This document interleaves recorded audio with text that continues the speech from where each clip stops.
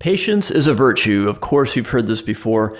And as an athlete, if you hear somebody say, hey, be more patient, it probably triggers you to be more impatient, if I'm right, if I know athletes. But in sports, patience is a skill that can really serve you, and patience can get you better results.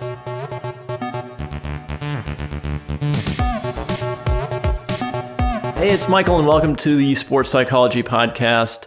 We're going to be talking about patience in sports today and how you can get better results with patience. Let me give you a definition of what patience is, because I think that if you just throw around the word patience, there's a lot of notions of what it is, kind of maybe your own personal meaning, but the dictionary definition really is the capacity to accept or tolerate delay or suffering without getting emotionally upset. Let me say that again.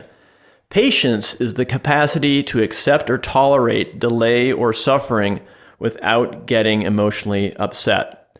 So if you think about that, it doesn't mean going slow. Patience doesn't mean going slow. It doesn't mean, calm down. What it means is exactly what I said, is the ability to accept and tolerate delay, kind of like delayed gratification.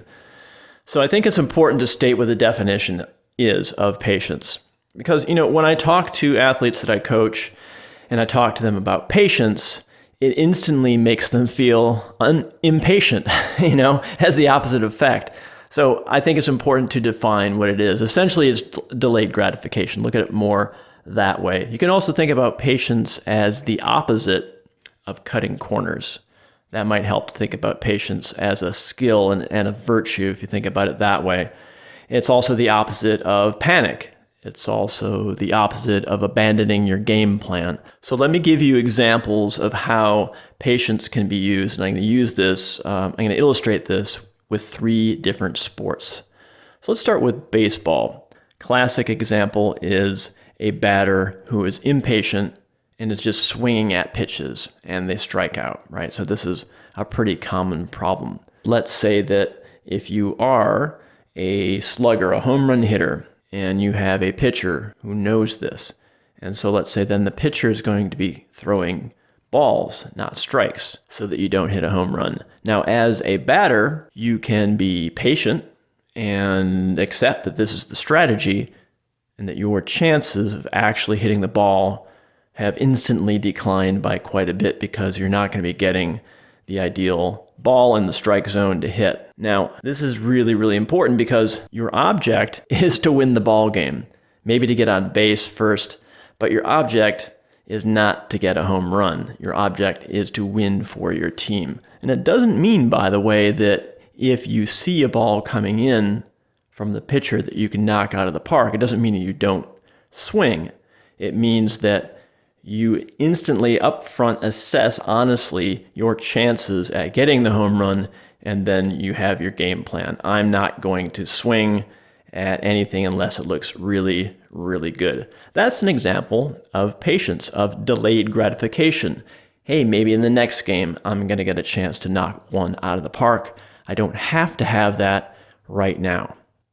Okay, let's take the sport of basketball. Another sport I really love is in basketball, there are many game plans, many strategies, many passing patterns, and all kinds of offensive and defensive plays.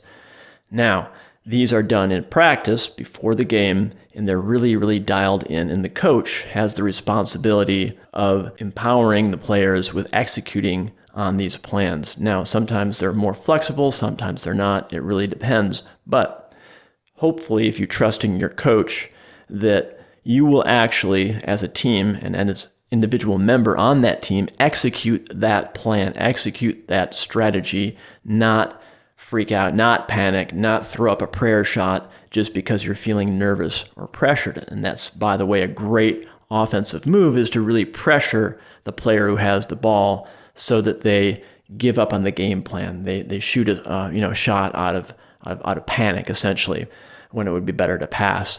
So that's a great example in basketball of sticking to your game plan, having the patience. And again, I'll frame patience as delayed gratification, right? I'm not going to be able to make this shot right now because there's 2-on-1 coverage. There's no way. It's too far. I'm not good at this shot, right? I'm not going to throw it up in a panic move. I'm going to pass it. I have patience in this moment. Okay, the next example in sports I would like to use is cycling, my favorite sport, a sport that I did for quite a number of years. Really loved it, so it's easy for me to talk about cycling. So let's check this out. Patience in cycling. I was having a conversation the other day with a couple of friends here in Naples, Florida, about patience, and these guys are cyclists, they race. And we're talking about the virtue of patience. And we talked about a couple of scenarios where patience can really come in handy. And I want to give you the scenarios that we talked about. So in the United States, criterium racing in road cycling is very, very popular, very common. So what a criterium is, for those of you who don't know, it's essentially a circuit race, typically less than a mile circuit, round and round, a couple of city blocks. That's the most common form of a criterium.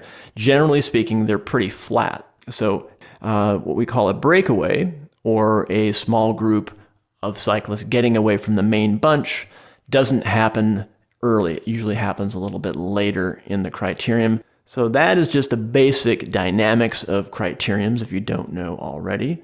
The first scenario I want to talk about is the breakaway. So again, this is a small group of riders getting away from the main peloton or main group, which is typically around 100 riders, sometimes more, sometimes less. So it's very difficult to get away. Now, the first scenario I'm going to give you is if you are a cyclist and you're maybe not the best one there. You're not the numero uno, so that essentially you have to be a little bit more flexible in your strategy. You may not actually be able to create the breakaway. You may only be able to follow the breakaway. And in that scenario, I would say that patience comes in really handy.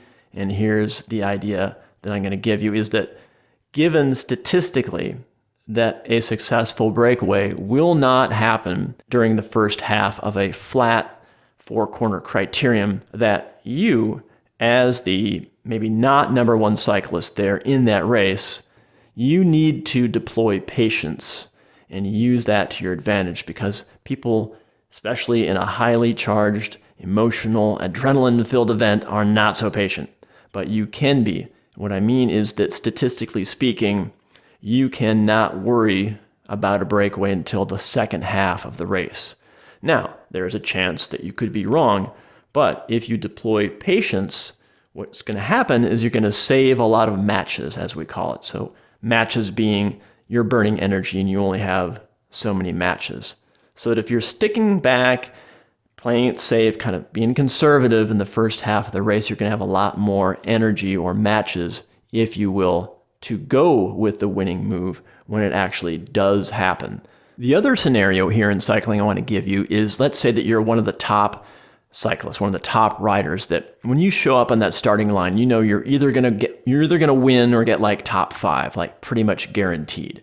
Like you're that good. And this presents an even more difficult challenge with patience, because you know that there's a lot of opportunities for winning. You just simply have to choose which opportunity to deploy. So the example that I'm going to give you here is, let's say that you decide as the strong rider to create the winning move, to create the breakaway, and you do it at the right time, maybe 3/4 of the way through, maybe with 15, 20 laps to go, whatever the case may be, and you get a good group of riders. Let's say you get 5 riders, you have a nice rotating pace line, everything's going great, and in your mind, you asking yourself, when do I win? When and where do I make my move? Now, what you don't want to do in this situation is worry about getting caught by the pack behind you. You need to have patience, because you are so strong, you know that even if you do get caught, you can literally counterattack yourself and probably still win. So this is something to think about if you're at a really high level, is trust your strength. Trust that you can be really flexible in your approach, because there's a lot more opportunities to win. So patience in this respect, if you're a high-level athlete in the situation, is trusting your strength and knowing that once you commit to a winning move, you can recommit to something even after that if it doesn't work out, because you are that much more talented, that much stronger. In all these scenarios I've given you with baseball, cycling, basketball, it's about waiting. It's about trusting yourself. I think that's a really good thing to mention, is that really patience is trust.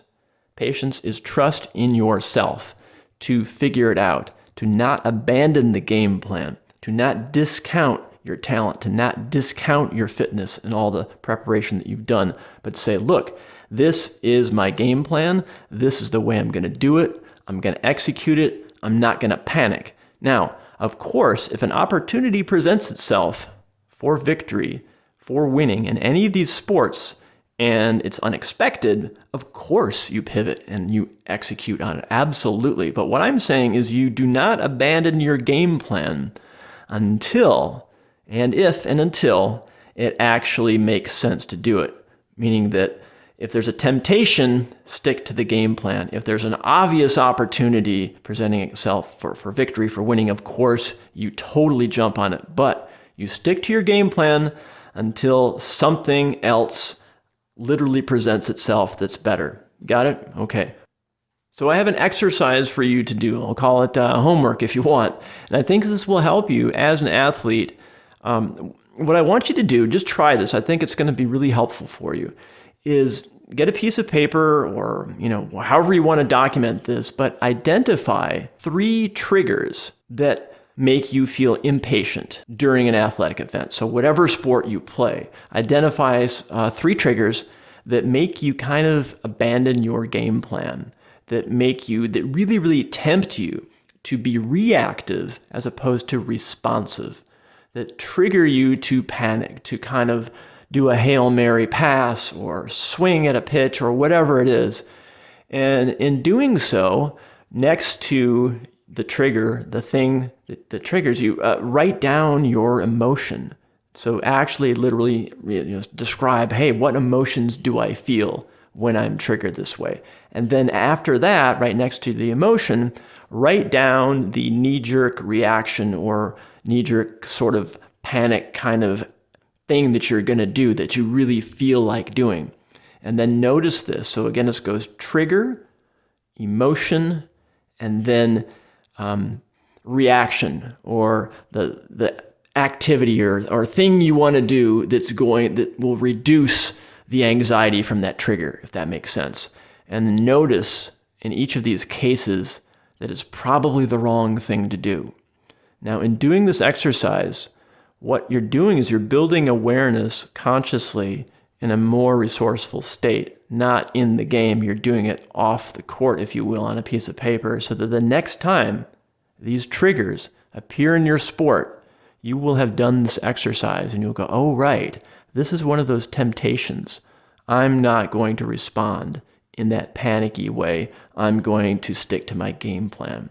I think that will help you and start to build this skill. I'll call it really a skill of patience in your sport, and it's going to really lead to better results. Okay, that is my podcast for today, all about patience. I'd love to hear what you think about this. It's a really interesting topic that came up the other day, and thought I would talk about it some more. If you're interested in working with me, you can go to michaelceely.com. A lot of information about my coaching programs there. And I'd love to hear from you, just some ideas for this podcast of what you want me to talk about. I really try to deliver some stuff I think it's going to help your mental game and really expand your capacity and your potential. So my mission, my goal is to activate that in you so that you're using all of your faculties, all of your potential to get the results that you deserve. Okay, this is Michael Ceely in my Sports Psychology Podcast.